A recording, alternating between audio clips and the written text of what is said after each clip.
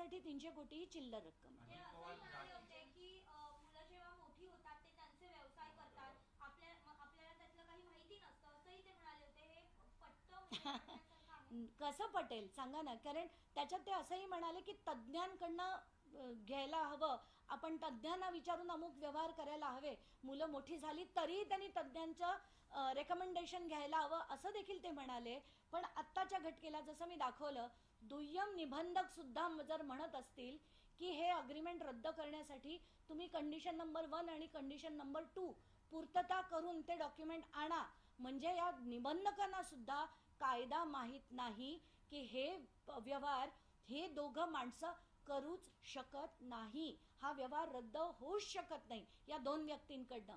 हा जर रद्द करायचा झाला तर सरकारला सिव्हिल कोर्टात दाद मागायला पाहिजे आणि सिव्हिल कोर्टच्या ऑर्डरनीच हा व्यवहार रद्द होऊ शकतो. ताई, अजित पवार हे दलित विरोधी असं तुम्हाला या एकंदरीत सगळ्या प्रकरणावरून वाटतं का? कारण यापूर्वी सुद्धा जेव्हा काँग्रेसच्या सरकारमध्ये दादा उपमुख्यमंत्री होते, चंद्रकांत आंडोरेंसोबत त्यांचा निधी वाटपावरून वाद झाला होता.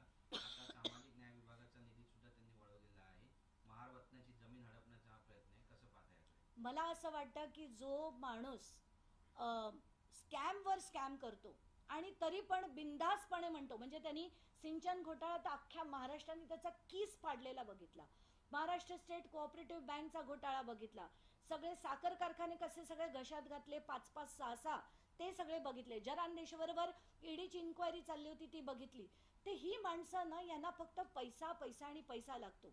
मग तो कुठूनही यावा, कोणाकडनंही यावा, तो महार असो, कोणी खालच्या म्हणजे बाकीच्या याच्यातले असो, जातीतले असो, कुठल्याही जातीतले असो, धर्मातले असो, त्यांना कशालाचाही फरक पडत नाही. त्यांना फक्त दिसतो तो भ्रष्टाचार आणि पैसा आणि सत्ता. पण एकीकडे बावनकुळे असं म्हणतात की मला याच्याबद्दल काही माहित नाही, अजितदादा म्हणतात की मलाही कल्पना नाही. नाका घालून या सगळ्या गोष्टी चालल्या की त्यांचेही हात तिथे असतील? नाही, आता बावनकुळेंना या सगळ्या गोष्टी माहीत नाही. मग कलेक्टर यांना जे पत्र थेट डिसेंबरमध्ये गेलं होतं, त्यांनी ते वर कळवलं नाही. जर कळवलं असेल तर त्यांनी दाखवावं, नसेल कळवलं तर आपण बावनकुळेंना म्हणू शकतो. पण आत्ताच्या घटकेला हे प्रकरण त्यांना माहीत नाही असं मी मानू शकत नाही. आता काल मी असाही एक आरोप ऐकला की हे जे पेपर्स आहेत सुरुवातीचे ते शिंदे गटाकडनं लीक झाले होते, कारण शिंदेना काही मुख्यमंत्री पद हवं होतं म्हणून शिंदेकडनं लीक झाले.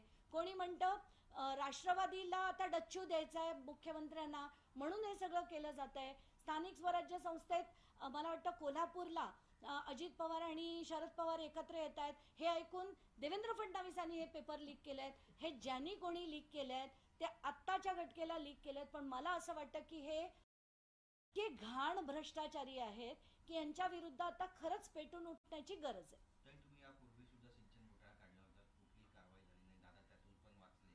मला वाटतं या प्रकरणामध्ये दादांवर कारवाई होईल? मला दादा हा शब्द त्यांच्यासाठी वापरावा असा बिलकुल वाटत नाही. मला माझ्यासाठी ते अजित पवार आहेत, ते माझ्या राज्याचे उपमुख्यमंत्री आहेत आणि मी त्यांना अजित पवार याच नावाने संबोधणार. त्यांना मी कधी त्यांचा अनादर शब्दाने करणार नाही, पण आदर देण्याच्या पात्रतेचे ते नाही. निवडणुका जवळ आल्या की अशा प्रकारचे घोटाळे बाहेर येतात आणि मला आताच्या घटकेला तेच ते जेव्हा म्हणाले पत्रकार परिषदेत की निवडणुका तोंडावर आल्यावर आरोप होतात आणि आता आणि आरोप होतील, तर त्यांना कदाचित कल्पना असेल की कारण मी तेव्हा अमेरिकेला होते, अमेरिकेहून मी सोमवारी येणार होते, आल्यानंतर मी हे लावून धरेन हे देखील त्यांना कदाचित माहिती असेल, म्हणून त्यांनी आधीच डिफेन्समध्ये म्हणून टाकलं की आता अशी आणि अनेक येणार आहेत. पण ती निवडणूक असो नसो, कधी सिंचन घोटाळा जेव्हा काढला तेव्हा 2012 काढला, तेव्हा कुठलीही निवडणूक नव्हती. तर त्याच्यानंतरची जेव्हा जेव्हा आम्ही लढे दिले तेव्हा कुठल्याही निवडणुका नव्हत्या. तर हे सगळं म्हणणं ते लोकांच्या डोळ्यात धूळपेके, दुसरं काही नाही. चला, धन्यवाद, थँक्यू.